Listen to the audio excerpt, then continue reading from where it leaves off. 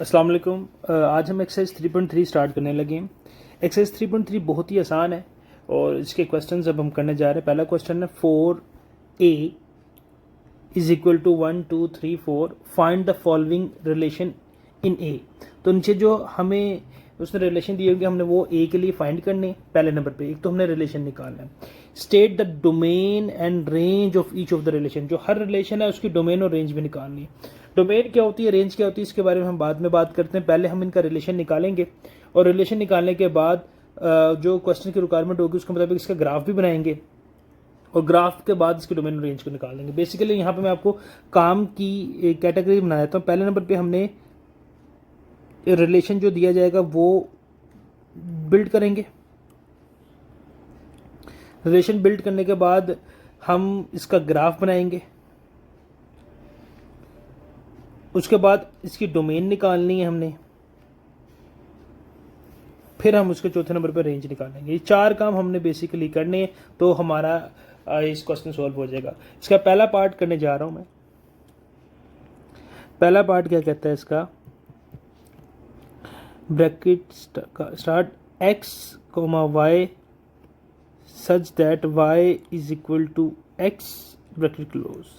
अब देखिएगा हमें उसने a हमें दिया हुआ है रिलेशन के अंदर। a की वैल्यू क्या दी हुई है, 1 2 3 और 4। अब समझने वाली बात है, पहले पार्ट पे अच्छे तरीके से आपने समझ लेना, फिर आपको सारी बातें समझ में आ जाएंगी। ठीक है, जब भी आपको रिलेशन दिया जाएगा हमेशा पहले पेयर, जब ऑर्डर पेयर बनाएंगे, ऑर्डर पेयर के अंदर हमेशा पहले x की वैल्यू होती है फिर y की वैल्यू होगी। यानी कि हमारे पास ऑर्डर पेयर के अंदर हमेशा पहले x की वैल्यू होगी फिर उसके बाद y की वैल्यू होगी। और इसमें रिलेशन क्या दे रहा है, हमें रिलेशन दे रहा है y is equal to x, यानी कि y is equal to x ये दे रहा है। यानी कि y is equal to x, यानी कि x और y दोनों की वैल्यूज बराबर है। a क्या है हमारे पास 1 2 3 4। तो अब हम यहाँ से इसका एक रिलेशन डेवलप करते हैं a के लिए। Bracket start. देखिए हमेशा पहले ब्रैकेट के अंदर पहले हमेशा x की वैल्यू फिर y की वैल्यू आएगी। अब x और y दोनों ही बराबर हैं तो यहाँ से पहली वैल्यू पिक करें आप। a की वैल्यू क्या 1, अगर x की वैल्यू 1 है तो y की वैल्यू भी क्या होगी 1 ही होगी, क्योंकि x और y दोनों बराबर हैं। इसी तरीके से अब 1 के बाद अब 2 पुट करें आप। 2 अगर x की वैल्यू 2 है तो y की भी 2 होगी, क्योंकि according to this relation x और y दोनों बराबर हैं। क्योंकि अगर मैं 1 और 2 का रिलेशन बनाता हूँ 1 और 2 का, तो ये तो दोनों बराबर नहीं हुए, ये दोनों इस कंडीशन को सेटिस्फाई नहीं कर रहे। तो इस लिहाजा हम 1 और 2 को पिक नहीं करेंगे, हम 1 1 को पिक करेंगे, 2 2 को पिक करेंगे, इसलिए 3 3 को पिक करेंगे, 4 4 को पिक करेंगे, क्योंकि हमने जो क्वेश्चन की कंडीशन है उसके मुताबिक रहते हुए पेयर्स को पिक करना है। तो इन क्वेश्चन की रिक्वायरमेंट के मुताबिक पेयर क्या बनता है, हमारे पास x और y दोनों बराबर होने चाहिए। तो हमने अगर पहली वैल्यू 1 पुट की है तो दूसरी वैल्यू भी हमें 1 ही पुट करनी पड़ेगी, क्योंकि अगर x 1 पुट किया तो दोनों बराबर होने चाहिए। तो इस क्वेश्चन की रेंज के अंदर रहते हुए हमारे पास जस्ट ये 4 ऑर्डर पेयर ही बनते हैं। ठीक है, अब हम क्या करते हैं, इन 4 ऑर्डर पेयर का ग्राफ बनाते हैं। इन 4 ऑर्डर पेयर का ग्राफ बनाएंगे। ग्राफ आपने बड़े ध्यान से समझना है क्योंकि ये इंपॉर्टेंट है। अब आप देखेंगे इन ऑर्डर पेयर के अंदर जो हमने बनाए ऑर्डर पेयर के अंदर सबसे मैक्सिमम वैल्यू आपको कौन सी नजर आ रही है लिखी हुई। इन ऑर्डर पेयर्स के अंदर सबसे बड़ी वैल्यू 4 लिखी हुई नजर आ रही है, इनके 4 से बड़ी वैल्यू कोई भी नहीं है। आपने जब ग्राफ बनाना है इस ग्राफ के अंदर आपने मैक्सिमम 4 तक आपकी वैल्यूज कवर करनी चाहिए, इस तरह आपने बनाना है। ठीक है, ग्राफ को अब जरा इधर देखिएगा। हमेशा ये जो हॉरिजॉन्टल लाइन होती है, मतलब कि ये जो हॉरिजॉन्टल लाइन है इसको कहते हैं हम एक्स एक्सिस। ये आपने पढ़ा हुआ होगा पिछली क्लासेस में। ये जो हॉरिजॉन्टल लाइंस होती हैं ये होती है एक्स एक्सिस, और ये जो वर्टिकल लाइंस होती हैं ये इनको कहते हैं हम वाई एक्सिस। ये वर्टिकल लाइंस कौन सी होती हैं, वाई एक्सिस। ओके, अब इसमें ये दोनों, ये x राइट साइड वाला x और अप साइड वाला y, ये दोनों पॉजिटिव होते हैं। लेफ्ट साइड वाला x ये डैश होता है, y वाला नीचे वाला डाउनवर्ड वाला y डैश होता है। इस डैश का मतलब यहाँ पे नेगेटिव वैल्यूज आएंगी। अब मैक्सिमम कहाँ तक वैल्यूज है, 4 तक। हमने इसको 4 तक कवर अप करना है।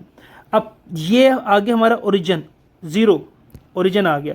अब पहली वैल्यू ये 1 2 3 4 तक कवर अप होगी। इसी तरीके से 1 2 3 4 1 2 3 4 अप और 1 2 3 और 4 डाउनवर्ड, ठीक है। अब अगर हम इसको थोड़ा सा लेबल करें तो ये हमारे पास आ गया 1 2 3 4, 1 2 3 4। वैसे लेबल करने की जरूरत नहीं क्योंकि ग्राफ पेपर ही है, ये नीचे आपको नजर आ रहा है, लेकिन मैं पहले क्वेश्चन में कर देता हूँ आपके लिए 1 2 3 4, 1 2 3 4, ठीक हो गया। अब यानी कि देखें, इसमें समझने वाली बात है, ये जो हमारे पास राइट साइड वाला एक्स एक्सिस है और अप साइड वाला जो वाई एक्सिस है ऊपर वाला, ये दोनों पॉजिटिव होते हैं, जबकि जो डैश वाला होता है एक्स और डैश वाला वाई नेगेटिव होता है। यानी कि यहाँ पे हमारे पास आएगा -1 -2 -3 और -4, और ऊपर भी आ जाएगा -1 -2 -3 -4, क्योंकि ये दोनों हमारे पास क्या होते हैं, नेगेटिव होते हैं। इस तरह से -1 -2 -3 -4 -4 -3 -2 -1, ओके। तो हमारे पास ग्राफ बन गया। ये तो मैंने आपको सामने लेबल कर दिया, इस तरह लेबल होगा। पहले क्वेश्चन में लेबल कर दिया, बाकी क्वेश्चन में लेबल नहीं करूंगा, वो आपको समझ में आ जाएगा। अब हमने इन्हीं को हमने क्या करना है, ग्राफ के ऊपर हमने क्या रिप्रेजेंट करना है। अब कुछ चीज़ें यहाँ पे मैं आपको समझा दूँ जो ग्राफ के लिए आपको समझ में आना ज़रूरी है, इस रिलेशन के मुताबिक रखेंगे हम। देखें, ये हमारे पास आ जाता है वाई, ये आता है वाई डैश नेगेटिव, ये आता है एक्स पॉजिटिव और ये एक्स नेगेटिव। अब जरा देखें, इस वाले पे ये होता है फर्स्ट क्वाड्रेंट पहला, ये होता है सेकंड क्वाड्रेंट, ये होता है थर्ड क्वाड्रेंट और ये होता है फोर्थ क्वाड्रेंट। इनके 4 इसके पार्ट है, first quadrant, second quadrant, third और फोर्थ, ये 4 क्वाड्रेंट होते हैं। अब पहले क्वाड्रेंट के अंदर देखिए, पहले क्वाड्रेंट के अंदर एक्स की वैल्यू और वाई की वैल्यू क्या है। पहले क्वाड्रेंट के अंदर एक्स और वाई दोनों की वैल्यू क्या है हमारे पास, पॉजिटिव है। वाई भी पॉजिटिव है और एक्स भी पॉजिटिव है। इनके पहले क्वाड्रेंट के अंदर एक्स और वाई दोनों की वैल्यूज क्या होती है, पॉजिटिव होती हैं। इनके पहले क्वाड्रेंट के अंदर एक्स और वाई दोनों की वैल्यू क्या होती है, पॉजिटिव। सेकंड क्वाड्रेंट में आ जाए, सेकंड क्वाड्रेंट में एक्स की वैल्यू क्या आ रही है, सेकंड क्वाड्रेंट के अंदर एक्स की वैल्यू नेगेटिव होती है, जबकि वाई की वैल्यू क्या होती है, पॉजिटिव होती है। ये बातें बड़ी इंपॉर्टेंट है, इसके बगैर आपको ग्राफ समझ में नहीं आएगा। थर्ड क्वाड्रेंट के अंदर आते हैं, थर्ड क्वाड्रेंट के अंदर एक्स की वैल्यू भी नेगेटिव होती है और वाई की वैल्यू भी क्या होती है, नेगेटिव होती है, माइनस में होगी। और फोर्थ क्वाड्रेंट के अंदर एक्स की वैल्यू पॉजिटिव होगी, जबकि वाई की वैल्यू क्या होगी, नेगेटिव होगी। ये बातें आपने अच्छे तरीके से याद रखनी है, समझनी है। अब इसको मद्देनजर रखते हुए हमने इसके ग्राफ को प्रिपेयर करते हैं, ठीक है।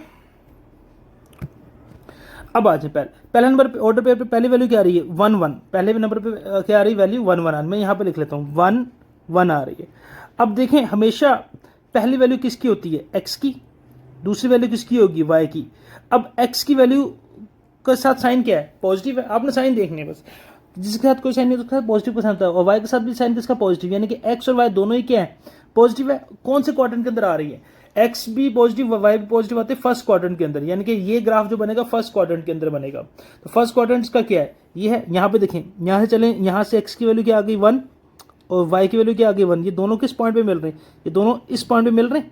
तो इस ये पॉइंट पे क्या आ गया, 1 1 आ गया। यानी कि एक्स की वैल्यू भी 1 और वाई की वैल्यू भी 1 आ गई, ठीक हो गया। तो इसका ग्राफ बन गया। अब दूसरी वैल्यू क्या आ रही है, 2 2। सेकंड वैल्यू क्या आ गई, 2 2 आ गई। अब 2 2 दोनों पॉजिटिव है, तो फर्स्ट क्वाड्रेंट के अंदर ही आएगा। तो ये 2 2 यहाँ से मजीद चले, आप एक्स की वैल्यू क्या आ गई, ये 2 पे, और वाई की वैल्यू क्या आ गई, ये 2 पे। ये दोनों किस पॉइंट पे मिल रहे हैं, अगर आप इसको थोड़ा सा कच्चा कच्चा ड्रॉ करें तो ये दोनों इस पॉइंट पे मिल रहे हैं, 2 और 2 इस पॉइंट पे मिल रहे हैं, ओके। ये इस पॉइंट पे मिल रहा है, ये वो पॉइंट है जहाँ पे ये दोनों मिल रहे हैं, ओके। तो उसके बाद तीसरे नंबर पे आ जाए 3 3 है। 3 3 किधर मिलेंगे हमारे पास, 3 3 हमारे पास ये मिल रहा है इस पॉइंट के ऊपर, एक्स की वैल्यू 3 और वाई की वैल्यू भी 3, ये 3 3 आ गया। और 4 4 किधर मिलेगा, इस पॉइंट पे मिलेगा। तो ये हमने इसका ग्राफ भी क्या कर दिया, ड्रॉ कर दिया। तो ये चीज़ हमारे पास आ गई, ओके। तो ये चीज़ तो क्लियर हो गई हमारे पास। अब हम आगे बात करते हैं। देखिए, 2 चीज़ें हमने बना ली। एक तो हमने रिलेशन बिल्ड कर लिया, रिलेशन बहुत आसान था। दूसरे नंबर पे ग्राफ देख ले, ग्राफ थोड़ा सा समझने वाली चीज़ थी, तो इसलिए थोड़ा सा पहले क्वेश्चन पे टाइम लगा रहा हूँ। अब तीसरे नंबर पे हमने क्या निकालना है, इसकी डोमेन और रेंज। डोमेन और रेंज बहुत ही आसान चीज़ है, डोमेन और रेंज बहुत ही आसान चीज़ है। यहाँ पे चले मैं इसकी डोमेन और यहीं पे इसकी रेंज भी निकाल लेता हूँ। देखिए, जो रिलेशन आपने बनाया है ना, जो रिलेशन आपने बनाया होता है, उस रिलेशन के अंदर जो पहली वैल्यूज़ है, फर्स्ट वैल्यूज़, जो रिलेशन आपने डेवलप किया है, उस रिलेशन के अंदर जो पहली वैल्यूज़ हैं उनको डोमेन, यानी कि ये रिलेशन आपने डेवलप किया, ये रिलेशन डेवलप हुआ हमारा, इस रिलेशन के अंदर जो पहले हर ऑर्डर पेयर की जो पहली वैल्यू होगी वो क्या होती है, डोमेन होती है। ऑर्डर पेयर जो आपने बनाया, रिलेशन बनाया, उसके अंदर जो पहली पहली वैल्यू है उसको कहते हैं हम डोमेन। याद रखिएगा डोमेन और रेंज के अंदर कोई भी वैल्यू रिपीट नहीं करती। जैसे कि ये क्या आ गया हमारे पास, 1 आ गया, 2 आ गया, 3 आ गया और 4, इनमें कोई वैल्यू रिपीट नहीं कर रही, ठीक है। और जो सेकंड वैल्यूज होती हैं, पहली पहली वैल्यू तो डोमेन आ गई, जो दूसरी वैल्यूज होती है वो क्या होती है, रेंज। अब देखें दूसरी वैल्यू क्या आ गई है, 1 2 3 4, यानी कि आसान अल्फाज में अगर बात करूं, जो रिलेशन आपने डेवलप किया है, जो रिलेशन डेवलप किया है उसके अंदर जो एक्सिस की वैल्यूज है, यानी कि एक्स की जो वैल्यू है वो डोमेन है, और जो वाई की वैल्यू है वो क्या है, रेंज होती है। और डोमेन और रेंज के अंदर कोई भी वैल्यू रिपीट नहीं करेगी। अगर देखें, अगर यहाँ पे 1 आ गया और यहाँ पे भी अगर 1 आता, 2 दफा 1 आ जाता, तो हमने लिखना उसको एक दफा ही था, 2 दफा नहीं लिखना आपने, बस ये बात का ख्याल रखिएगा। तो ये पहला पार्ट इसका क्या हुआ, मुकम्मल हुआ। तो ये बहुत ही आसान क्वेश्चन है। अब सेकंड पार्ट करेंगे तो इंशाल्लाह ज्यादा बेहतर आपको समझ में आएगी। अगर आपको पहला पार्ट बहुत अच्छी तरीके से समझ में नहीं आया तो कोई मसले वाली बात नहीं, सेकंड पार्ट करने जा रहे हैं इसमें, क्योंकि पहली दफ़ा आपने क्वेश्चंस कर रहे हैं इसलिए थोड़ा सा मुश्किल होती है। तो अब 1-2 पार्ट करेंगे तो इंशाल्लाह सारा कुछ समझ में आ जाएगा। अब सेकंड पार्ट करते हैं एक्स वाई के लिए, such that y plus x is equal to 5, y plus x is equal to 5।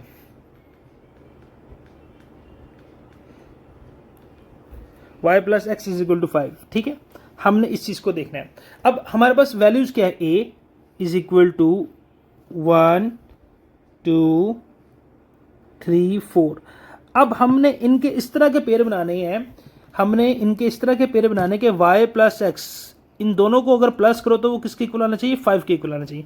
हमने वो ही पेयर इनके अंदर से पिक करने, इनके कॉम्बिनेशन ऐसे बनाने के जिनमें x और y इन दोनों को प्लस करो तो आंसर क्या आना चाहिए, 5 आना चाहिए, ठीक है। तो देखें अब एक ही करके पिक करते हैं। पहला मैं ले लेता हूँ 1 ले लिया।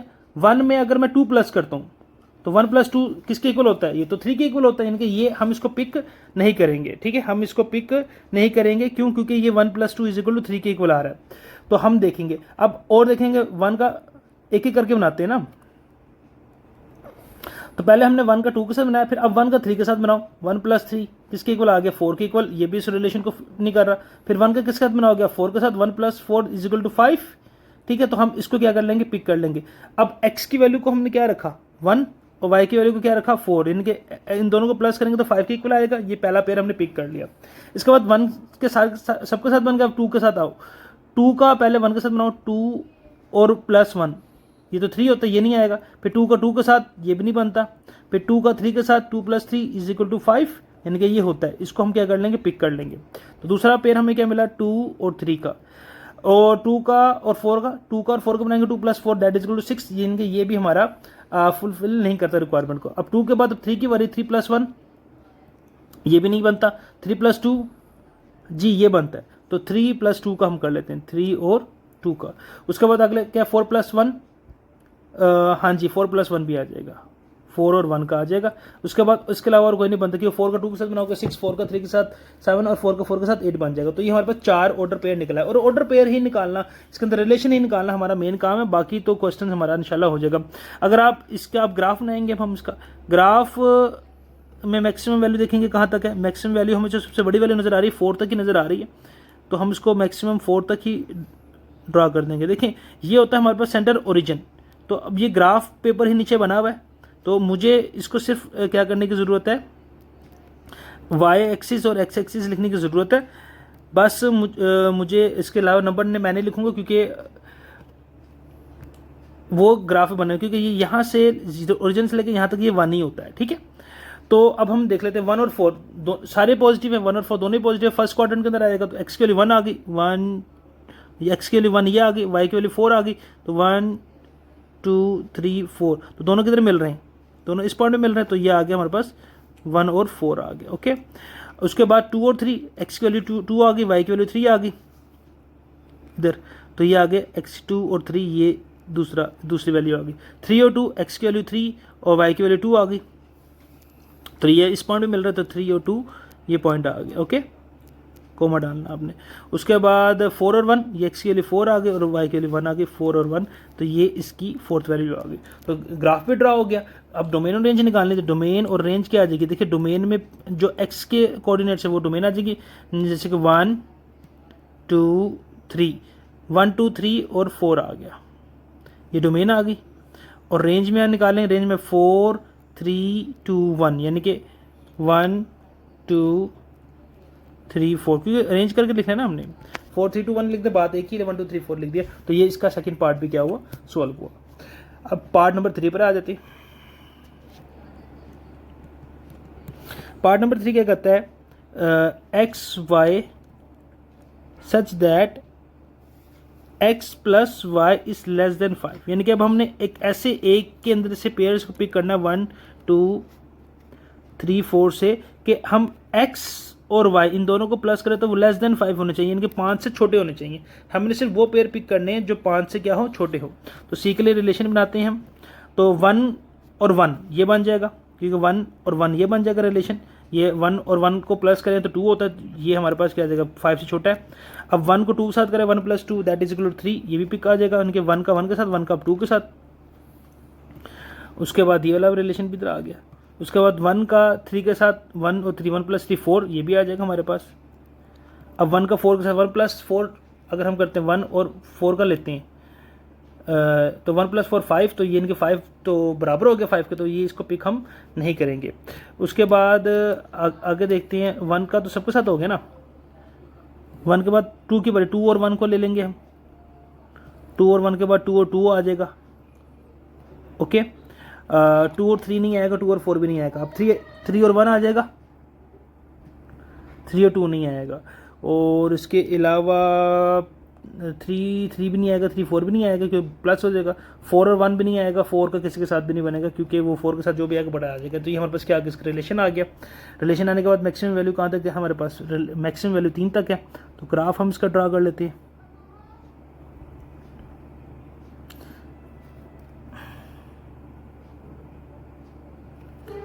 ग्राफ में हमारे पास पहली वैल्यू देखें क्या आ गया, 1 1। अगर आप देखें ओरिजिनल ये ना सही नहीं बना, मैं जरा इसको पूरा लाइन के ऊपर बना लेता हूँ।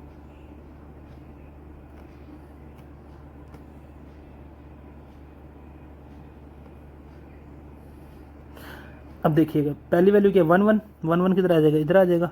2 2 1 2 ये आ जाएगा, एक्स की वैल्यू 1 और 2 1 1 1 ये आ गया, 1 2 ये आ गया।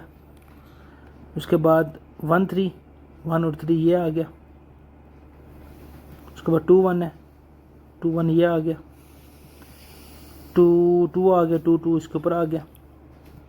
2 2 के बाद 3 1 आ गया, 3 1 ये आ गया। बस दैट्स इट, इसका ग्राफ ड्रा हो गया। उसके बाद डोमेन निकालनी है हमने, उसकी रेंज। डोमेन और रेंज के अंदर कोई वैल्यू रिपीट नहीं करते, तो एक्स के वैल्यूज पिक कर लें। तो एक्स में यार 1 1 1 2 2 3, तो 1 1 1 3 दफ़ा आ रहा तो एक दफ़ा लिख देंगे, 1 2 2 2 दफ़ा आ रहा तो एक दफ़ा लिख देंगे, 3 एक दफ़ा आ रहा तो एक दफ़ा लिख देंगे। ये डोमेन आ गई। सेकंड वैल्यूज रेंज होती है वाई के लिए, 1 2 3 1 2 3, तो 1 2 3 ये इसकी क्या आ जाएगा, रेंज आ जाएगी। ठीक हो गया। तो इसका पार्ट नंबर अब हम करते हैं 4। पार्ट नंबर 4 क्या कहता है, x y such that x plus y is greater than 5। अब हमने वो वाले स्पीक करनी है जो क्या होनी चाहिए, ग्रेटर देन 5 आनी चाहिए। तो ए के लिए वैल्यूज क्या हमारे पास 1 2 3 4। तो पहला पेयर बनाएंगे हम, ये डी के लिए हमारे पास आ गया। रिलेशन बनाएंगे तो 1 का 1 के साथ नहीं बनेगा क्योंकि ये तो 1 और 1 2 होता है। 1 का 2 के साथ नहीं बनेगा, 1 का 3 के साथ नहीं बनेगा, 1 का 4 के साथ भी नहीं बनेगा क्योंकि ये देखो 1 और 4 को प्लस करें तो ये क्या होता है, 5 होता है। उन्होंने कहा ग्रेटर देन 5 होने चाहिए, तो 1 + 4 तो 5 हो जाएगा, इज इक्वल टू 5 आ जाएगा। तो कंडीशन को फुलफिल ना हुई तो 1 का किसी के साथ नहीं बनेगा। फिर अब 2 के साथ देखते हैं, 2 और 1 का नहीं बनेगा, 2 और 2 का भी नहीं बनेगा, 2 और 3 का भी नहीं बनेगा, 2 और 4 पहला रिलेशन ये है हमारा, 2 और 4 6 होता है ना, ग्रेटर देन 5 आ गया। 2 के बाद अब 3 और 1 का नहीं बनेगा, 3 और 2 का नहीं बनेगा, 3 और 3 का बन गया, और उसके बाद 3 और 4 का बन जाएगा।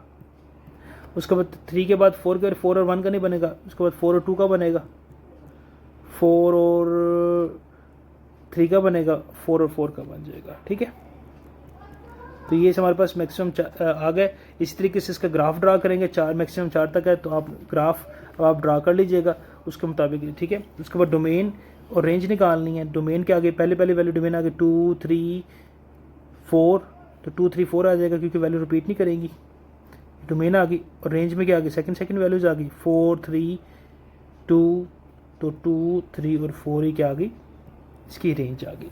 तो ये इसका पार्ट क्वेश्चन नंबर 1 क्या हुआ, कंप्लीट हुआ। आसान सा क्वेश्चन था, 4 चीज़ें इसमें निकालनी थी, आपको पता होना चाहिए। सबसे पहले रिलेशन बिल्ड करना है, उसके बाद ग्राफ बनाना है, डोमेन और रेंज।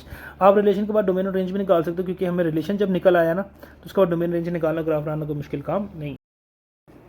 क्वेश्चन 2 कहते हैं which of the following diagrams, दरअसल डायग्राम्स में से कौन सी डायग्राम ऐसी है जो रिप्रेजेंट करती है फंक्शंस को। पहले हमने ये बताना कि कौन सी डायग्राम रिप्रेजेंट करती है फंक्शन को, एंड ऑफ विच टाइप, और ये किस टाइप की फंक्शन को रिप्रेजेंट करती है।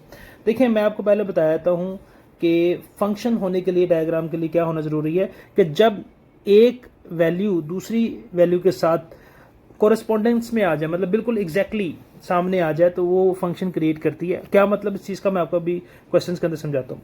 फंक्शन कितने टाइप के होते हैं, अगर आप अपने बुक के पेज नंबर 58 59 पर आप पढ़ें, वहाँ पे आपको इनटू फंक्शन मिलेगा, वन फंक्शन मिलेगा जिसको इंजेक्टिव फंक्शन भी कहती हैं, फिर उसके बाद ऑन टू फंक्शन मिलेगा, उसको सरजेक्टिव फंक्शन भी कहते हैं, फिर वन फंक्शन और बाइजेक्टिव फंक्शन भी कहते हैं। ठीक है, इनको आप वहाँ से रीड कर लीजिएगा। मैं बहरहाल इस क्वेश्चन की हद तक ही रहता हूँ आपको, क्योंकि ज़्यादा हम डिटेल में जाने की ज़रूरत नहीं है हमें इसमें, क्योंकि ये इतने इंपॉर्टेंट क्वेश्चन भी नहीं है। और बहरहाल लेकिन ये कि उनको आप पढ़ ज़रूर लीजिएगा, पेज नंबर 58 और 59 को लाजमी रीड कर लीजिएगा आप। ठीक है, तो सबसे पहले फंक्शन भी देखते हैं। देखें अब ये पहले डायग्राम जो पहली है और दूसरी डायग्राम, ये 1 और ए के साथ इसका रिलेशन बन रहा है। देखिए 1 का ए के साथ रिलेशन बन रहा है, एक लाइन क्रिएट कर रही है, क्योंकि 1 से ये ए की तरफ जा रही है, फिर 1 से बी की तरफ भी जा रही है। चलें ठीक हो गया, कोरेस्पोंडेंस आ रही है। अब 2 का सी के साथ और सी का 2 के साथ, ये दोनों का एक दूसरे के साथ रिलेशन नहीं बनता, क्योंकि देखिए ना डायरेक्शन एक साइड पे शो हो रही है, क्योंकि लाइन शो कर रही है। तो ये एक पहले नंबर पर ये तो एक फंक्शन ही नहीं है। ठीक है, एक भी बात मिल गई, ये फंक्शन ही नहीं है। इट डज नॉट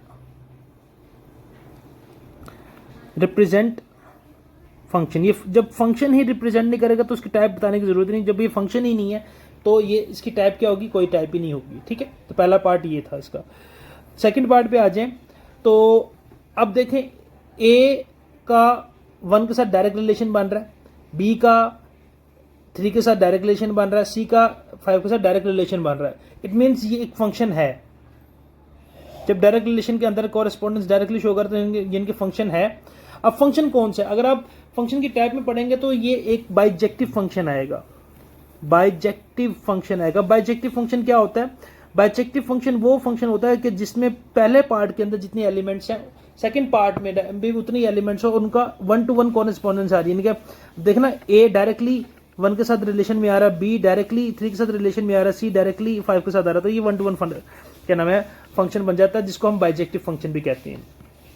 सेम चीज जाती है इसके 3 के साथ, क्वेश्चन नंबर 3 के साथ, पार्ट नंबर 3, जो 1 का ए के साथ, 2 का बी के साथ और 3 का सी के साथ डायरेक्टली कॉरेस्पॉन्डेंस आ रही है। तो मतलब ये एक फंक्शन भी है, और फंक्शन कौन सा आ गया, ये एक बाइजेक्टिव फंक्शन है। ठीक है, बाइजेक्टिव फंक्शन आ रहा है, तो ये बस ये हमने ये चीज बता देंगे।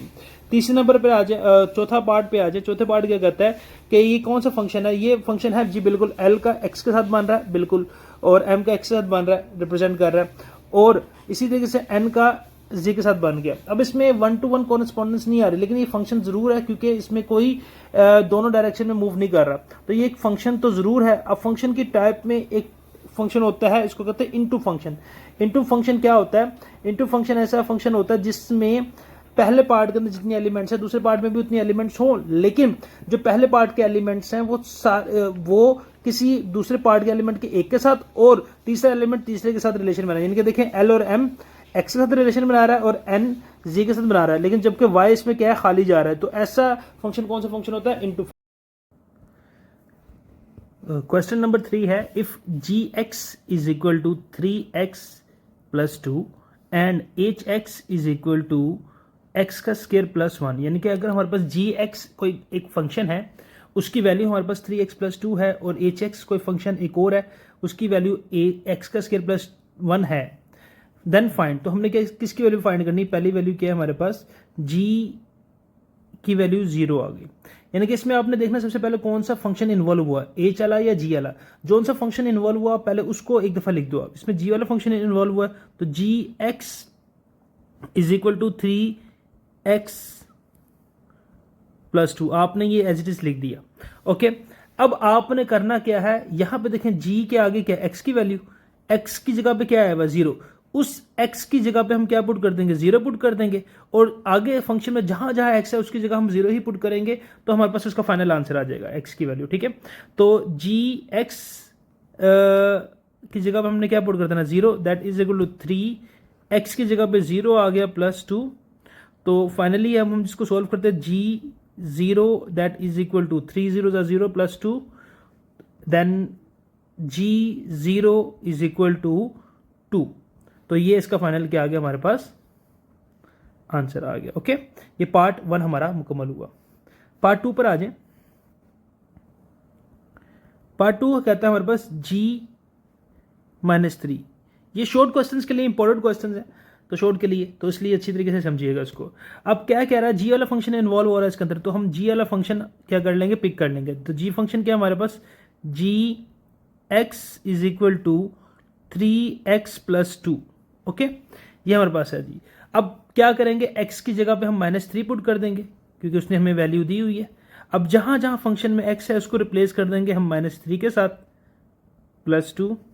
अब इसको सॉल्व कर लेते हैं। तो g-3 इज इक्वल टू -9 + 2, क्योंकि मल्टीप्लाई किया, तो g-3 that is equal to -7। ये इसका क्या आ गया, फाइनल आंसर आ गया। ओके, अब पार्ट नंबर 3 पर आ जाए। ये देख रहे हैं आप, बड़े आसान से सवाल है, हमें फंक्शंस के अंदर बस क्या करनी है, वैल्यू पुट करनी है। पार्ट नंबर 3 में क्या कहता है,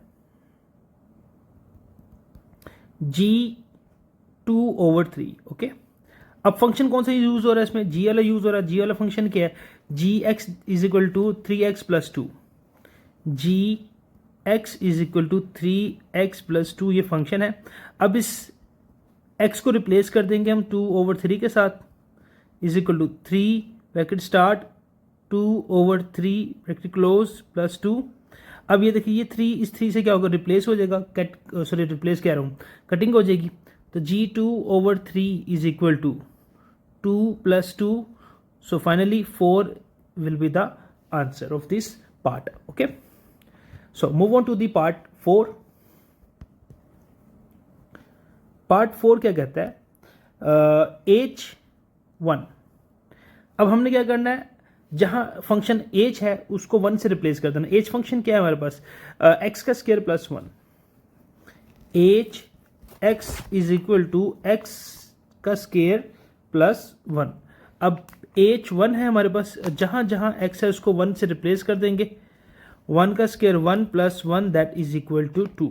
2 is the final answer. Okay, अब मूव करते हैं इसके पार्ट नंबर 5 के ऊपर। पार्ट 5 क्या कहता है, h-4। अब h वाला फंक्शन है, h x is equal to x का स्क्वायर +1, h x को रिप्लेस कर देंगे -4 के साथ, इज इक्वल टू -4 का square +1, h -4 is equal to -4 का square 16 + 1 that is equal to 17। तो 17 इसका क्या आ गया, राइट आंसर आ गया। ओके, अब हम मूव करते हैं इसके पार्ट नंबर 7 की जानिब, जो इस क्वेश्चन का लास्ट पार्ट है।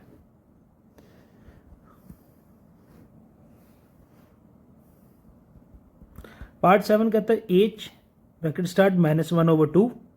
h वाला फंक्शन इसमें इस्तेमाल हुआ है, तो h x that is equal to x का स्क्वायर +1, h x को रिप्लेस करने के -1/2 के साथ, इज इक्वल टू -1/2 का स्क्वायर +1, 1 का स्क्वायर 1, 2 का स्क्वायर 4, ये माइनस का स्क्वायर भी प्लस हो जाएगा, ठीक है, +1।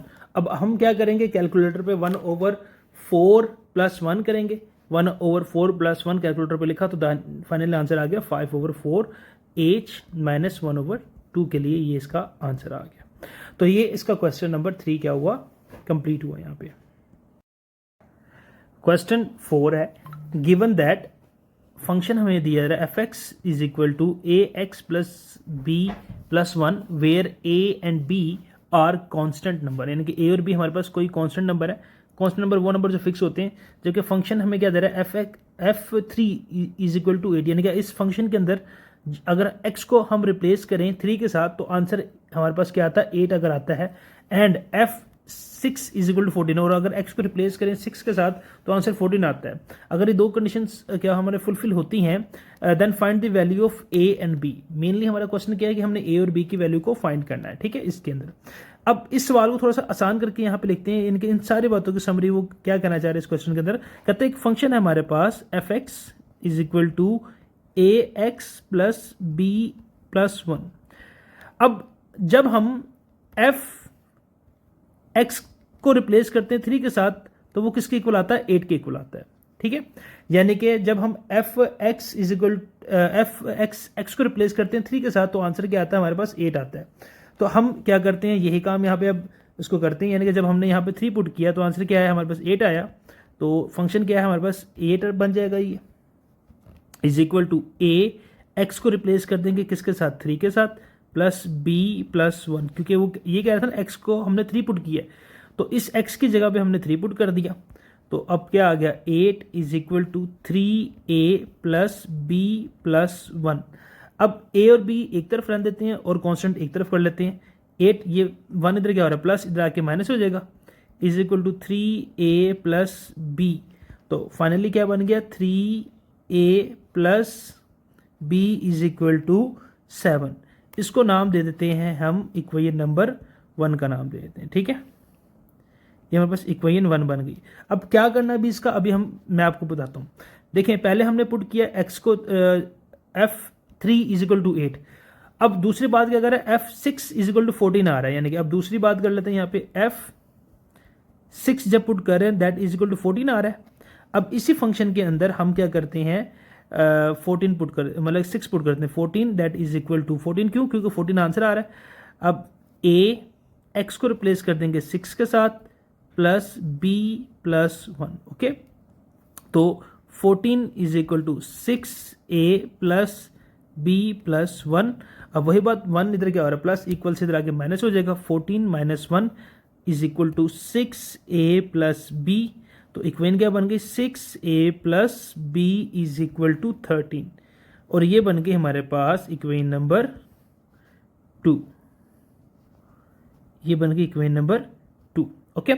अभी दो इक्वेशंस हमारे पास बन गई हैं, इन दोनों इक्वेशंस को आपस में कंपेयर करो जरा। आसानी के लिए हम एक दफ़ा यहाँ पे दोनों इक्वेशंस को लिख लें ताकि हमें कंपेयर करने में आसानी हो जाए। 3a plus b is equal to 7, ये हमारे पास इक्वेशन नंबर 1 है, और 6a plus b is equal to 13, ये इक्वेशन नंबर 2 है।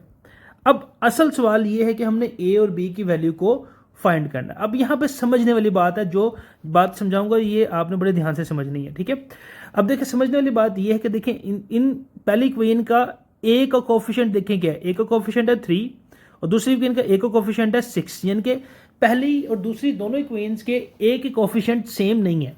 b पे आ जाए, b का कोफिशिएंट क्या है, यहाँ पे कोई कोफिशिएंट नजर नहीं आ रहा, जिसका कोई कोफिशिएंट नहीं होता उसका कोफिशिएंट 1 होता है, और दूसरी इक्वेशन का भी देखें 1 है, मतलब कुछ नजर नहीं आ रहा तो 1 है। तो सेकेंड इक्वेशन के दोनों कोफिशिएंट क्या है सेम है हमारे पास। अब हम क्या करेंगे, हम b के दोनों सेम है तो हम क्या करेंगे, साइन भी सेम है, जब कोफिशिएंट सेम हो साइन सेम हो तो हम दोनों इक्वेशंस को सब्ट्रैक्ट करते हैं, ठीक है। जब कोफिशिएंट सेम हो साइन सेम हो तो हम क्या करते हैं इक्वेशन को सब्ट्रैक्ट करते हैं। यहाँ पे एक छोटा सा नोट लिख लें आप, क्या नाम है, when coefficient and signs are same, जब कोफिशिएंट और साइन क्या हो सेम होंगे तो क्या करेंगे हम इक्वेशंस को क्या करेंगे, हम इक्वेशंस को सब्ट्रैक्ट करेंगे, माइनस करेंगे, ठीक है। और जब कोफिशिएंट क्या होंगे सेम होंगे, when coefficient same,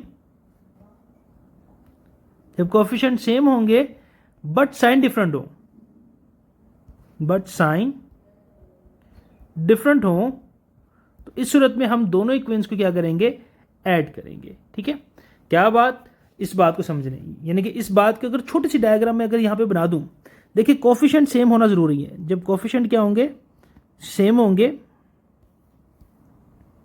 coefficient same होंगे तो दो बातें देखनी है आपने यहाँ पे। कोफिशिएंट सेम होने के बाद आपने देखने साइन क्या है, साइन साइन क्या है, साइन सेम है या डिफरेंट है? अगर तो साइन सेम हुए, एक जैसे हुए, तो हम इन इक्वेशंस को क्या कर देंगे, सब्ट्रैक्ट कर देंगे। साइन सेम हुए तो सब्ट्रैक्ट कर देंगे, और अगर साइन डिफरेंट हुआ तो हम इन इक्वेशंस को ऐड कर देंगे। बस ये बात समझ लें आप। ओके, अब आप यहाँ पे देखें बी के लिए, इस बात को देखें, बी के कोफिशिएंट देखें क्या है, सेम है, और साइन भी क्या है, सेम है। जब कोफिशिएंट सेम और साइन भी सेम हो, कोफिशिएंट सेम साइन भी सेम हो, तो हम दोनों इक्वेशंस को क्या करेंगे, हम माइनस करेंगे, यानी कि सब्ट्रैक्ट करेंगे। तो हम क्या करने जा रहे हैं, वही सब्ट्रैक्टिंग इक्वेशन, यहाँ पे हेडिंग देंगे सब्ट्रैक्टिंग इक्वेशन 1 एंड 2। 1 और 2 को क्या करेंगे, हम सब्ट्रैक्ट करने जा रहे हैं। सब्ट्रैक्ट करने का रूल ये होता है, लेफ्ट हैंड साइड के साथ सब्ट्रैक्ट होगी, राइट हैंड साइड के साथ सब्ट्रैक्ट होगी। यानी कि लेफ्ट हैंड साइड की पहले इक्वेशन की 3a प्लस बी, ब्रैकेट डाली, सब्ट्रैक्ट करेंगे 6a प्लस बी के साथ, इज इक्वल टू 7 को सब्ट्रैक्ट करेंगे हम 13 के साथ। यानी कि लेफ्ट हैंड साइड को लेफ्ट हैंड साइड के साथ, राइट हैंड साइड को राइट हैंड साइड के साथ सब्ट्रैक्ट कर देंगे। अब ब्रैकेट्स को हम ओपन कर देते हैं, 3a प्लस बी। अब ये माइनस क्या करता है, माइनस अंदर के सारे साइन चेंज कर देगा, minus 6a minus b that is equal to 7 में से हम क्या करेंगे, 13 को माइनस करें, 7 में से 13 को माइनस करें तो हमारे पास आंसर आ जाता है 6। ओके, तो माइनस 6 आ गया, बड़ा साइन माइनस का था। अब ये प्लस बी इस माइनस बी से कैंसिल हो गया, तो 3a minus 6a that is equal to minus 3a is equal to minus 6। अब हमने a की वैल्यू निकालनी है, तो माइनस 3 इधर क्या हो रहा है, मल्टीप्लाई, इक्वल से इधर आके डिवाइड हो जाएगा ओवर माइनस 3। ये माइनस माइनस से कैंसिल, 3 1 3, 3 2 6। तो finally a is equal to हमारे पास क्या आ गया, 2। तो पहली कामयाबी हमें मिल गई, a की वैल्यू क्या आ गई हमारे पास, 2 आ गई। ओके, जब पहली वैल्यू निकला है तो दूसरी वैल्यू खुद भी बड़ी आसान हो जाती है। a की वैल्यू निकलेगी, अब इस a की वैल्यू को किसी भी एक इक्वेशन के अंदर पुट कर दें, आपके पास b की वैल्यू निकल आएगी। अब दो इक्वेशन है हमारे पास, दो में से किसी भी एक इक्वेशन के अंदर पुट कर देते हैं, पुटिंग a इन इक्वेशन 1। आप इक्वेशन 1 के अंदर पुट करते हैं या 2 के अंदर पुट करते हैं, मर्जी है। मैं फिलहाल 1 के अंदर कर रहा हूँ क्योंकि किसी एक के अंदर तो पुट करना है ना हमने। 3a plus b is equal to 7। अब जहां a है उसको रिप्लेस कर देंगे हम किसके साथ, 2 के साथ, plus b is equal to 7। So 6 plus b is equal to 7 and b is equal to 7 minus 6। So finally b will be 1। Okay, तो ये हमारे पास ए और बी दोनों के आंसर निकला है। तो हमारा क्वेश्चन क्या था, हमारा मेनली क्वेश्चन यही था, इसके अंदर find the value of a और बी, और ए और बी की वैल्यू हमने निकाल ली, जो कि क्या आई, ए की वैल्यू 2 आई और बी की वैल्यू 1 आ गई। ओके, अब ये तो हमारे यहाँ पे सोल्यूशन क्या हो गया, एंड हो गया। अब चेक करना है आपने, फर्ज करो, ये मैं इजाफी बता रहा हूँ आपको, अगर आपने चेक करना है कि आपका आंसर ठीक है या नहीं, अगर आपने चेक करना है आपका आंसर ठीक है या नहीं, कोई एक इक्वेशन पकड़ो जो आपने बनाई थी। जैसे कि हमने इक्वेशन नंबर 1 बनाई थी, 3a plus b is equal to 7। तो अब आपने जो a की वैल्यू निकाली है उसको रिप्लेस कर दो उस a की वैल्यू के साथ, और b की वैल्यू जो निकाली है उसको b को रिप्लेस कर दो उस b की वैल्यू के साथ। देखना दोनों के इक्वेशंस के आंसर सेम आने चाहिए। अगर दोनों के आंसर सेम आ रहे हैं इट मीन्स आपका आंसर ठीक है। देखिए यहाँ पे दोनों सेम आ रहे हैं, इट मीन्स ये चेक करने का तरीका है कि आपका आंसर ए और बी का परफेक्ट है। अगर सेम नहीं आ रहे इट मीन्स आपने कहीं ना कहीं गलती की, आप उसको चेक भी कर सकते हैं। तो ये हमारे पास क्या हुआ, क्वेश्चन नंबर 4 कंप्लीट हुआ। अब क्वेश्चन 5 पर आ जाए। क्वेश्चन 5 बिल्कुल एग्जैक्टली ऐसे ही है, कहता है गिवन दैट, हमें एक वैल्यू दी गई है g x is equal to, हमें वैल्यू क्या दे रहा है, g x is equal to a x plus b plus 5। Okay, तो ये जी एक्स की वैल्यू दे रहा है where a and b are constant, again वही है। अब if g minus 1 is equal to 0 हो और जी 2 इज इक्वल टू 10 हो then find the value of a और बी। बिल्कुल एग्जैक्टली क्वेश्चन नंबर 4 है। तो हम क्या करते हैं, सबसे पहले आ जाते हैं, पहले क्या करा, जी माइनस 1 इज इक्वल टू 0 वो दे रहा है हमें क्वेश्चन के अंदर। अब जहां जी जब हमने जी माइनस 1 पुट कर 0 आंसर आ रहा है, 0 is equal to a, x को रिप्लेस करने के माइनस 1 के साथ, plus b plus 5। So 0 is equal to minus a plus b plus 5। तो ए और बी को एक तरफ और बाकी कॉन्स्टेंट एक तरफ रहने दो। 0 ये प्लस 5 इधर आके माइनस 5 हो जाएगा, is equal to minus a plus b. So minus a plus b is equal to minus 5। ये बन गई हमारे पास इक्वेशन नंबर 1। ओके, इक्वेशन 1 बन गई। अब हम करते हैं आगे। अब आगे क्या कहता है कि जी 2 इज इक्वल टू 10 है हमारे पास, as g 2 is equal to 10 है हमारे पास, तो इस फंक्शन के अंदर वैल्यू पुट करते हैं 10 इज इक्वल टू ए, जहाँ x था उसको हमने 2 के साथ रिप्लेस कर दिया, plus b plus 5, so 10 is equal to 2a plus b plus 5, तो 10 minus 5 is equal to 2a plus b, so 2a plus b is equal to 5। ये हमारे पास क्या आ गया, इक्वेशन नंबर 2 आ गया हमारे पास। ओके, इक्वेशन 2 आ गई। ओके, तो अब दो इक्वेशंस बन गई है, दोनों को एक दफ़ा लिख लेते हैं ताकि कंपेयर करने में आसान हो। पहले इक्वेशन हमारे पास क्या आ गई, minus a plus b is equal to minus 5, ये बन गई इक्वेशन नंबर 1, और 2a plus b is equal to 5, ये बन गई इक्वेशन नंबर 2।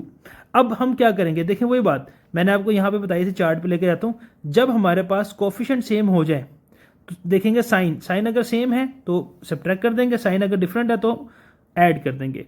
अब देखें जरा इधर आए, यहाँ पे किसी का कोफिशिएंट सेम आ रहा है जी, बिल्कुल बी का, दोनों के कोफिशिएंट सेम आ रहे हैं। अगर आप देखें ना, बी के कोफिशिएंट सेम है, ये भी प्लस ये भी बी है, और दोनों ही प्लस हैं, तो क्या करेंगे वही बात, जब कोफिशिएंट सेम हो, ऐड हो रहे हो, तो सब्ट्रैक्ट करते हैं, सब्ट्रैक्टिंग इक्वेशन 1 एंड 2, इक्वेशन 1 और 2 को हम क्या करेंगे, सब्ट्रैक्ट करेंगे। ओके, तो सब्ट्रैक्ट करने का रूल वही है, लेफ्ट हैंड साइड को लेफ्ट हैंड साइड के साथ, दूसरी इक्वेशन की लेफ्ट हैंड साइड के साथ कर देंगे, और राइट हैंड साइड को राइट हैंड साइड के साथ कर देंगे। Minus a plus b minus 2a, minus n change करता है, minus b is equal to 0, plus b इस माइनस बी से कैंसिल हो गया, माइनस 3a हो जाएगा क्योंकि माइनस 1a और minus 2a that is equal to minus 3a that is equal to 0, so a is equal to 0 over minus 3, so finally a is equal to हमारे पास 0 आ गया। ओके, तो a की value निकले हमारे पास। अब a की वैल्यू को किसी भी एक इक्वेशन के अंदर पुट कर दो, पुट a इन इक्वेशन 1, ठीक है। अब दो इक्वेशन से एक के अंदर पुट कर दो, पहले इक्वेशन 1 क्या है हमारे पास, minus a plus b is equal to 5, so minus 0 plus b is equal to 5, so b is equal to 5 आ जाएगा, क्योंकि माइनस 0 को जब 0 से करेंगे अल्टीमेटली 0 हो जाएगा। तो a और b दोनों का आंसर निकला है। अब वही बात, अब चेक करते हैं कि हमारा आंसर ठीक है या नहीं, तो चेक भी कर लेते हैं यहाँ पे। ये चेक सिर्फ अपनी तसल्ली के लिए हम कर रहे हैं कि हमारा आंसर ठीक है या नहीं, तो बुक की रिक्वायरमेंट नहीं है। माइनस a को रिप्लेस कर दिया 0 के साथ, प्लस b को रिप्लेस कर दिया 5 के साथ, is equal to 5, so 5 is equal to 5, यानी कि हमारा आंसर ये ठीक है।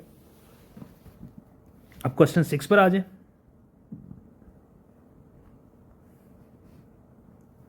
क्वेश्चन 6 क्या कहता है, क्वेश्चन 6 कहता है consider the function defined by f x is equal to 5x plus 2। ये एक फंक्शन है हमारे पास, फंक्शन क्या दे रहा है वो हमें फंक्शन है हमारे पास f x is equal to 5x plus 2, एक फंक्शन है हमारे पास। अब हमारा f x is equal to 32 है हमारे पास, find the value of x। अगर एफ एक्स की वैल्यू क्या है, अगर एफ एक्स को यहाँ पे हमने अगर हमारे पास क्या है, f x is equal to 32, यानी कि हमने यहाँ पे x की कोई वैल्यू को पुट किया है, पुट करने के बाद आंसर 32 हमारे पास आ गया है, तो अब हमने x की वैल्यू को फाइंड करना है। ठीक है, बताओ x की वैल्यू क्या पुट की है, तो बड़ा आसान सा सवाल है। हमें पता 32 आ रहा है हमारे पास, answer is equal to 5x plus 2, क्योंकि देखिए हमारे पास x की वैल्यू नहीं है, हमने फाइंड करनी है।